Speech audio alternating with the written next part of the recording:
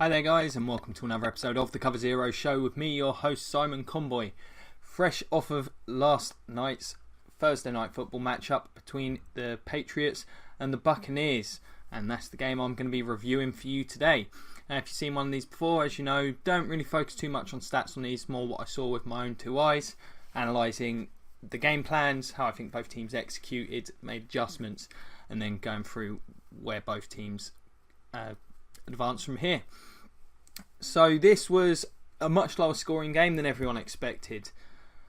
Patriots coming out 19-14 winners. Most people would have probably expected about double that amount of points from these two offences, with two defences that have really struggled. The end, both defences played pretty well. Patriots made major adjustments. Thought Rome did a very good job. He's been very, very good so far as a pundit. Great stuff. He made a very good point about the knowledge Belichick has of this system. I don't think it was as big a deal as people make out, because he's got knowledge of every system. But the adjustments they made, playing more zone rather than sort of mixed up man type coverages, really did seem to help the Patriots defensively. Buccaneers, I thought, very sluggish offensively. And Buccaneers played a lot better defensively than I would have expected. So I'm going to start by analysing the Bucs offense and the Patriots defense first, because I think that was probably the big talking point heading into the game, was the state of this Patriots defense and how they've been playing. I'm not sure that they were necessarily great yesterday. They were certainly better. There weren't too many breakdowns. The couple there were, the Buccaneers weren't able to take advantage of. And this key one in this game being, I think, that exemplifies it best, the Deshaun Jackson first drive of the third quarter. Gets wide open, would have been an easy long touchdown, and Jameis put way too much on the ball. Just had to throw it out there softly. That would have put the Bucs ahead at 14-13. Who knows where the game would have went from there. And that was the main one, but there were also a couple of drops. Cameron Brate dropped a touchdown catch that wasn't the easiest to catch, but it's one he should have had on the drive where Nick Folk missed his third field goal. That ended up being a huge play in the game. Buccaneers able to get the ball back quickly after the onside kick. They wouldn't have had to onside kick it, and they may have still chose to do so, but it would have made things a lot easier, made it a one-score game at that point. So that, a drive that could have had the Bucs very close in this one, a field goal away from winning, and a drop touchdown. That was another one. Multiple drops. Cameron Brate had at least 2 or 3 in this game that you'd expect him to bring in. Evans was pretty quiet in this one. Wasn't targeted too much after the first couple of drives. Deshaun Jackson had a couple of big plays toward the end of the game, but this Bucs offense was very questionable, I think, for a lot of reasons. The play calling. The Bucs took the lead on a drive where Doug Martin looked exceptional. Absolutely great. I think he had about 8 carries or so, and each one ripping off big yardage before punching it in at the end. Where was that for the rest of the game? I know he's coming off a suspension, but he's probably not at his freshest, but even then, just not nearly enough balance in this one. I'm not sure why the Buccaneers went so pass happy. I understand game plan wise, probably thought, well, this Patriots team has been terrible against the pass, but guess what? They've not been much better against the run, and the way they were playing defensively, very, very deep, playing soft zones, letting the Buccaneers have stuff underneath. I think it left them susceptible to the run, and we saw it when the Bucs did run. They were able to do so effectively. They just didn't stick with it, and I'm not sure why that was. I feel the game could have gone very differently if the Buccaneers had just been more balanced. It's not like they, up until the fourth quarter, they were ever particularly far behind in this one, and certainly had opportunities that just weren't taken there. So that's very disappointing. Jameis Winston did not have a great performance. Do not let the statistics tell you otherwise. I mean, don't get me wrong, he was lights out in the fourth quarter for the most part. But this offense has to stop having these cold stretches where they looked bordering on incompetent. There were several of them in this game. Many drive. I mean, what were they, like in the third quarter until they got a third down conversion, and some missed easy throws. The one early on in the game, Doug Martin wide open in the flat, just throws it far too hard. Another easy drop later by Doug. Well, not an easy catch, but another drop by Doug Martin on a routine play later on in the game. Several misfires over the course of this. His decision making for the most part was solid. That there was the one play that should have been intercepted and very nearly was to Deshaun Jackson in the second quarter. Other than that, decision making wasn't bad. It's just the ball placement and the accuracy weren't good in this one. There were several plays left out on the field tonight by this Bucs offense, and Jameis Winston in particular. He really does seem to struggle getting into rhythm early in games. I really felt the Buccaneers should have went into a hurry up at some point early in this game. Now I know you want to extend your drives as much as you can to keep this offense off the field. They are the number 1 ranked offense in the league after all. Brady has been playing lights out this year, but you've got to find a way to get this offense going in games, because when they stagnate and stall, and it's been this case for a long time now in Tampa, there've got to be a way to get them going, and I think that's the hurry up. Jameis looks far more efficient in the hurry up. I think it's maybe less time to sort of process things and think about larger concepts, that rather than just if you're in the hurry up, it's kind of just run play, make play call, some adjustments, make play. I think he gets into a zone a lot quicker doing that, and he seems far more comfortable and effective.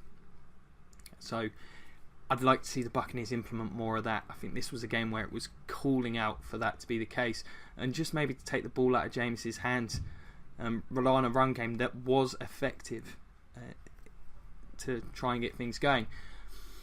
The game plan seemed very much to be to let Jameis just win this game and try and attack the Patriots deep and in the intermediate areas, and the Patriots were having none of that. The way they set up was pretty much perfect for that. Wasn't much in the way of pass rush in this game. Buccaneers offensive line played pretty well again. Afforded James plenty of time, and there were a few plays where he could have took off and ran. The Patriots were playing that soft defensively. Didn't really choose to do so over the course of the game, and they did a good job shutting down these receivers. Mike Evans wasn't able to get much going at all in this one. Deshaun Jackson similarly, he just kind of went off a little bit at the end of the game, and it's hard to know how much of it was on the receivers.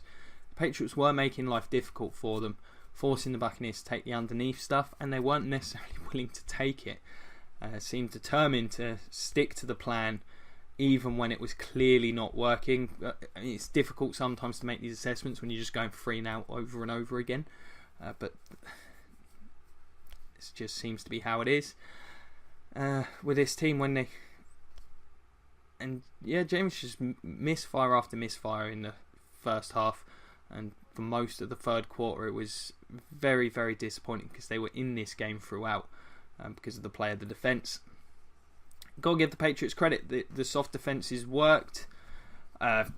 Again, I think it forced the Buccaneers to execute, and they just struggled to do so. As a result, less lapses from the Pats. There were a couple, but not enough. They need to find more pass rush. They looked distinctly like the Buccaneers defence has this year, outside of this game, in terms of just letting guys have stuff underneath, relying on mistakes, and the quarterback just having all day to throw. They got to try and do something to figure that out. I think it was definitely a step in the right direction though. Devin McCourty played much better in this one. He had a couple of nice plays, particularly down the stretch. Safety play was generally quite good. Didn't mix it up too much. And the linebackers, they weren't picked on in this game, which I thought was very disappointing. Right until near the end when the Buccaneers decided to start. And this is rather like what they did against the Giants as well. They just weren't using the inside guys nearly enough. Relying on the outside throws, they were taken away over the course of the game. And eventually then made the adjustment, but just far too slow in picking these things up. And I just don't understand why it wasn't in the game plan when we've seen this Patriots linebacking group in particular really struggling with coverage this season. And we saw how you take advantage of that, because that's exactly what the Patriots were doing all night in this game. Both teams were playing very similar defensive schemes, and I don't know why the Bucs didn't make the adjustment sooner. Poor performance from Jameis. Decision making was reasonable for the most part. Didn't always progress for his reads. Needs to stop with his staring guys down. It's becoming a real problem.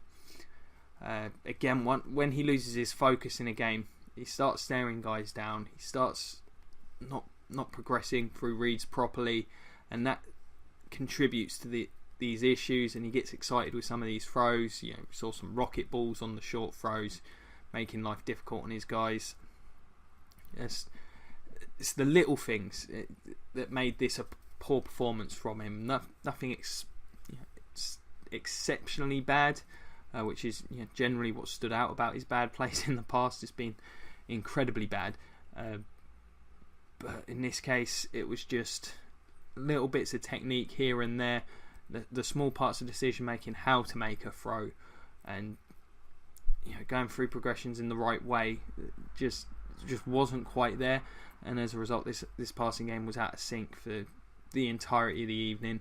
Dirk Cutter deserves criticism for this though, this game, because I don't think they adjusted quickly enough, didn't utilise the run nearly enough, especially considering how successful Doug Martin was in that second quarter. I mean, that's pretty much where all his yards came from, were on that one drive, and he was pretty anonymous for the vast majority of this game. Defensively, I've already mentioned McCourty. I thought he played well. I mean, it's tough to say there wasn't really anyone that particularly stood out. The Patriots didn't make many big plays over the course of this game. A lot of it was just poor throws from Jameis Winston, and there were some key drops on third downs. Defensive line did an okay job against the run, but I still feel like the Buccaneers could have had a lot of success had they stuck with it more. In fact, I'll take that back. They didn't even do a great job there. They had a couple of stops. The big story is going to be people saying that this Patriots defence has fixed itself. I'm not sure that's the case. I think it's a step in the right direction for sure. And I think we're going to see more of them playing this style of zonal scheme at this point in time, just to try and alleviate some of the burden on that secondary and try and maybe make things a bit simpler, which isn't exactly how they normally like to roll. Infamously complicated defence where they change it up heavily week to week game plan wise. That might not be the case for the short term, and based on last night's performance, that's probably the right thing to do. But I think a lot of the blame for the Buccaneers' final points total has to go on the offense. The line played fine, the running backs did okay, but this passing game, I think in this case it is far too easy to blame a loss on a quarterback and someone else who we'll get to in a second, but a lot of the blame has to go on Jameis Winston in this case, and on Nick Folk, as well as Dirk Cutter. I didn't like what the Buccaneers were doing offensively all night, and we'll get this one out of the way. Nick Folk, I said it last week, after that Giants game, after the mistakes in preseason, there's clearly something going on with him. You know how it is with kickers. If you've been watching this game long enough, when they get cold, they get cold. And frankly, he had as big a hand in this defeat for Tampa as anybody else. Just an inability to make easy kicks. I'm not going to blame him for missing the 58-yarder, but the fact that he missed it by so much should have raised some concerns. And there were a couple of times as well in this game I thought the Buccaneers should have went for it on fourth down. I know they've got an exceptional punter, but the field goal miss from like 40 or so. Again, I know you want to make it a one-score game, but I thought that was coming off of a turnover. You got lucky getting a first down off of a penalty on a offside on a punt, which is just a ridiculous thing to have happen. I think in that situation, your kicker's struggling. The offense is looking for something to get going. I think 4th and 2 in a reasonable area. Even if you don't get it, it's probably not an enormous disaster. I think that's a situation where the Bucs should have tried to be a bit more aggressive. They needed a spark from somewhere on the offense, and by the time they got it, it was too late. But yeah, Nick Folk, I mean, he's got to be done, surely. I was calling for this last week. I said it was going to cost them a game at some point, if not two. And obviously he's not entirely to blame in this one. Certainly a key contributor to this loss. There's 6 points that you expect to have and 3 that would be a bonus. But when you lose by 5, that looks real bad. And that last drive, that could have been needing a field goal rather than a touchdown if he'd just made some of these kicks over the course of the game. And I mean, he's got to be done, right? Surely it's not just me as a Bucs fan.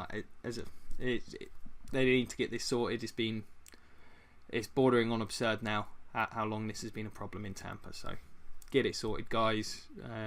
Get us a kicker that can kick them from 45 in reliably. It's all I ask for. I don't want to lose any more games to a kicker anytime soon. It's been real disappointing. So yeah, Buccaneers not so good offensively today. As group is still very hit or miss on a almost drive-by-drive basis, as we saw at the end of the game. When Jameis does get going, he looks very good and was very sharp at the end. And also, I really don't like this run-off rule. I think there are situations where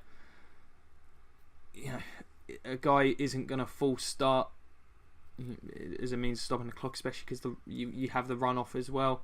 I'm not sure in that situation why there's a run-off. What benefit is there? You're lined up, you're ready to make the play. That ended up really costing the Buccaneers. And the Bucs were okay on the penalties in this one. It's really the Patriots had an absolute ton of them, and there's some really bad ones in there. But we'll get to that. But that was a huge penalty as well. The Buccaneers could have had another couple of shots at the end zone at the end of this one. Not got O.J. Howard involved in the pass game too much, so that's something I think they need to look to do in upcoming games. Another touchdown for Brait, though, so that was a great throw. Again, that's the kind of throw Jameis can make when he's got his timing down. I mean, that route they've got pretty much down. You see it. Seen it often in the last couple of seasons, that seam route to Brait in the end zone, double coverage, great catch, great ball placement. You don't stop those defensively, barring an absolutely brutal hit, and there's a good chance you get flagged on those these days.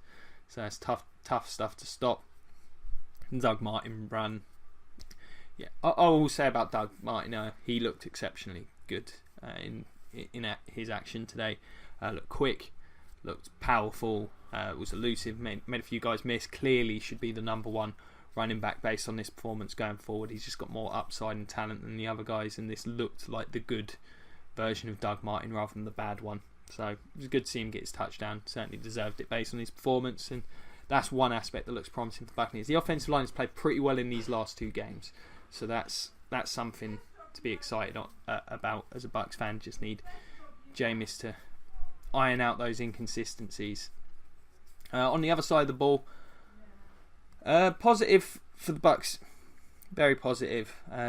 The edge rush was there today. The pass rush in general was very, very good. This Pats line has been struggling as of late.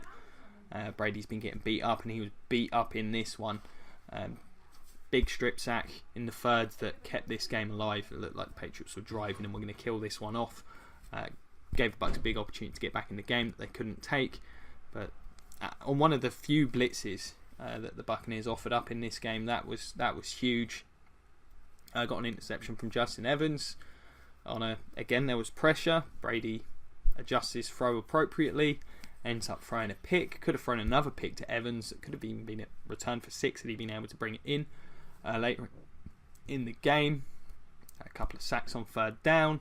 A couple of times Brady tried to escape the pocket and run with it just because there was nothing open. It was a massive improvement. By far the best performance the Bucs defensive line's given. They did a pretty solid job against the run. There was one big run in this game from Dion Lewis. Other than that, pretty much contained it, shut it down. So that was a real plus. Much like the Patriots game plan, pretty simple. A lot of soft zone, a lot of cover 4, and yeah, it looked. I mean, it wasn't working in some ways. In that there were times where Brady was just eating this defense up, but they tightened when they got into the red zone, made things difficult for the Patriots. There were a few mistakes early in the game. Took the receivers a while to sort of find their own, a few drops. A lot of penalties on the Patriots in this one. Really stupid too at the end that gave the Bucs the opportunity for the 58-yard field goal. Two just totally absurd roughing the passer penalties. That was atrocious. Giving them a chance as well on a punt going offside. I mean, some really bad ones. Amendola with a push off at one point. They need to clean that up because it killed them in this one. Certainly would have got more points if it wasn't for some of the penalties, although I'm not surprised there was some holding in this. Another stupid penalty for the Bucs as well. Jameis running a touchdown in Dietrich Smith penalty. Ugh, it was some big penalties on both teams. The Patriots in particular, very rough day on the flag front. Most unlike them. They need to get that sorted. It allowed the Bucs to hang around in spite of the offensive ineptitude that they displayed for most of the evening. But defensively, secondary did a good job keeping things in front of them.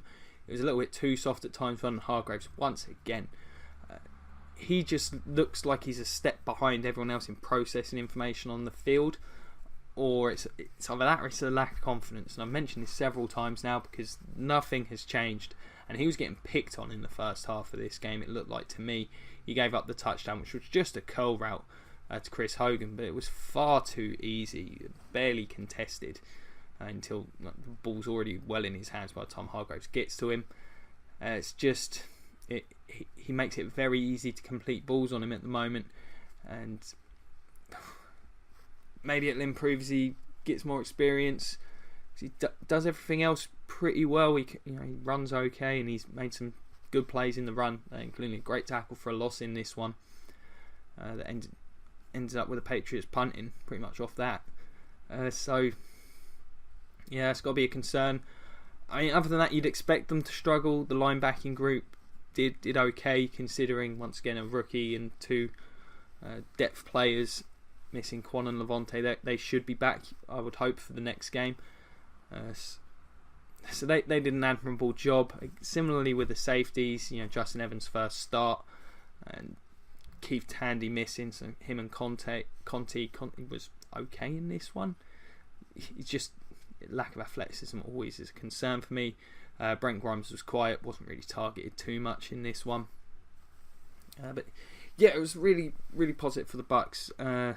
This is what their defense should be looking like on a weekly basis, and hopefully, once they get these guys back from injury, they'll be a bit more dynamic and be able to make a few more big plays over the course of the game. But defensively, they did enough for the Bucs to win this game. They really did, and it's just a shame. They did their part of the bargain. A couple of turnovers, some sacks, a lot of pressure, holding the number one offense in the league to the points total they did. You should win the game. So I feel bad for those guys today. 3 sacks though, that's certainly not bad. The Patriots offense, this run game's not got going. I think it's a combination of poor offensive line play, and these backs just aren't great runners. I like James White and Dion Lewis a lot, but Lewis hasn't looked the same since that sort of breakout spell, and the Patriots had a much better line at that point in time. And on top of that, the passing game is so dynamic, you've got to question why they're not able to run the ball more effectively. So I think it comes down to that combination of things. No one's kind of gotten the hot hand for them this year. Gillislee is what he is. He's kind of like Jacquizz Rodgers is for the Bucs. He's a guy that will pound the ball for 4 or 5 yards at a time. He's not really a threat to break one. James White is a great all-round option, but he's not got superstar rushing ability. And Dion Lewis is very similar to James White in a lot of ways. So yeah, that I think that's an issue going forward. This offense is going to continue to look pretty one-dimensional. On the plus side for the Patriots, in spite of some terrible offensive line play, both tackles struggling in this one, particularly Nate Solder. Robert Ayers was beating him all night. Brady did take an absolute shoeing in this one, and you've got to bear in mind how short the Patriots have been throwing long quite a lot this season. They really didn't do that much at all in this one. It was very much like last year's Patriots, a lot of stuff in the middle of the field, short, quick passes.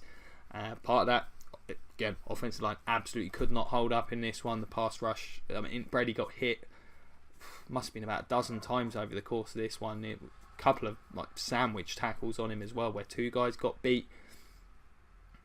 Yeah, he had a tough day physically, but he was outside of a little bit of a slow start.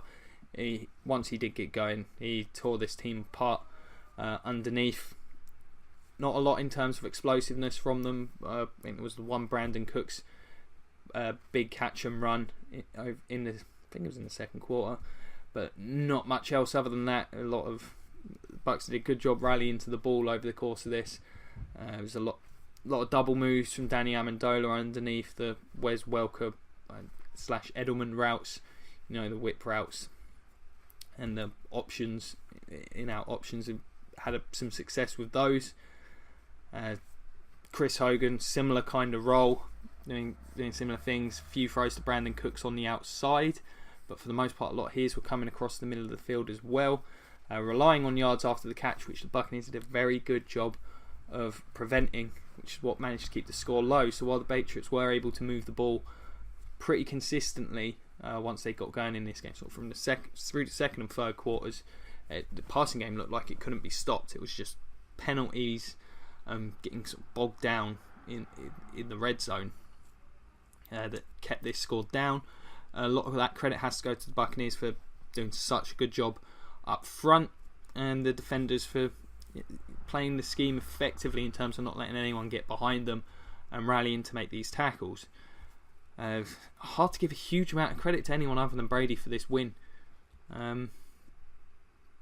Really, he was the difference in this game. Both defences played well. I thought the Buccaneers, just from the quality of play they got up front, played the better defensive game, and I thought they looked more stout against the run. So, they deserve a lot of credit. But Brady was the difference in this one. He was really sharp for the vast majority of the evening, whereas Jameis Winston wasn't. And the kicker. The two things that most likely cost the Bucs this game were the two things that were in sync for the Pats. Their game plan was the correct one, and it's what the Bucs should have adjusted to, doing similar things, especially when the Patriots are doing it and it's staring you right in the face, throwing underneath. And they've got the guys that can do that this year as well. Humphries again made some key grabs in this one. He's become really a useful player for the Buccaneers. He should have been doing that earlier on in the game, and it feels like it's a bit of stubbornness from the Bucs. Like they want to be a team that's like, this is what we do. And I can appreciate that, but you've got to be able to get away from it and do what's going to work when a team is really daring you to do something else. There's a reason that maybe you should do it, and I think that's been an issue for them. But yeah, Brady played pretty well. Pick was bad, but other than that, he was on point for the vast majority of the evening, putting passes where his guys could get the yards after the catch. But and Gostkowski, he made all four of his kicks, whereas Nick Folk missed all three of his. So that ended up being a big difference in this game. But yeah, the Patriots offensively, without Gronkowski, you can see they're a very different prospect. When they've got no catches by Titans in this one, other than the backup catch one, because Dwayne Allen, I don't even think he got targeted. So yeah, no action from them, which was surprising considering the Buccaneers' injuries. But a good win for the Patriots on the road. Short week, you're always going to take the win like more so than normal. But they got the defence to step up a little. I'm still not convinced by them based on this performance, because I am pretty sure the Buccaneers just played badly on offence rather than a great turnaround for the Pats in this one. From the Pats, they got the Jets next week, so it's another opportunity for this defence to keep it rolling after a positive performance. And yeah, I mean, if they can get on a roll, we know who they are. Their division's not looking the most threatening this year. You'd expect, even with a bit of a dodgy start, things to get going, and if they can get this defence communicating better so they can do what they normally do, then they're going to be a threat. As for the Bucs, a bit of a softer stretch of the schedule coming up. The next game's against the Cardinals, and the Cardinals being a bit of a mess. If the Buccaneers can generate even anything like the kind of pressure that they did today, you'd have to think they'll feel pretty comfortable, pretty confident heading into that one. And they should be thinking about revenge, because they got absolutely smoked by the Cardinals last year. So they're going to need to rebound, I think, especially with the NFC South looking like it's going to be really tough this year. I think they're going to need to rebound with a win. It's just inconsistency. I mean, we've seen a couple of good defensive performances from the Buccaneers in this game and the game against the Bears, and then two that were not so good against the Giants and the Vikings. And then similarly with the offense, they played fine against the Bears, and they played fine in spurts against the Giants, but a couple of stinkers, including tonight. So they've just got to try and iron these things out and get themselves a new kicker, because whilst it may not have exclusively been the thing that cost them one, it certainly had a massive impact on that game. Inability to stick free up when you don't get into the end zone. Bad stuff. I'm sure the Patriots, they'll be battling for that division. If they don't win it handily, this could be the beginning of a roll for them. They're that kind of team. So yeah, tough loss. It's not quite over it. But there you have it. Those are my thoughts on this one. Brady, quarterback and kicker make the difference. So let us know, what did you guys think of the game? Anything you think I missed out? Anyone that deserves a mention? Give us a shout. We've got the comment section below. Cover Zero Facebook page. You can find me on Twitter @SimonConboy. Always happy to talk football. And got plenty of other stuff coming up. Being a little bit light on the previews and reviews this week. Got some other stuff going on, and I'm also just had a couple of days off, trying to watch a lot of games. I'm going to be doing some quarter season type episodes next week. So I've been doing a lot of research for that, and since I've had the time, just the ability to really binge on these games, try and tweak these episodes, make them a bit more concise, I think, and a bit more detailed, try and improve them as things go. It's been a little less output this week, but next week should be back to normal, along with the quarterly review type bits and pieces. On Monday there'll be the Bucs banter. Hopefully the Titans Talk Farney's doing it, and on Tuesday will be a live stream of the Cover Zero Roundtable, where we'll be reviewing and previewing every game, so definitely check that out. And if you could like, share and subscribe, check out the Patreon, that'd be grand. I will update the Patreon soon enough, next time I've got some time off, I guess, because I've got some much better ideas for where I'm going with this now. And thank you so much for watching. It's greatly appreciated as always. Thank you so much for your time. Have a great evening. Go Bucs.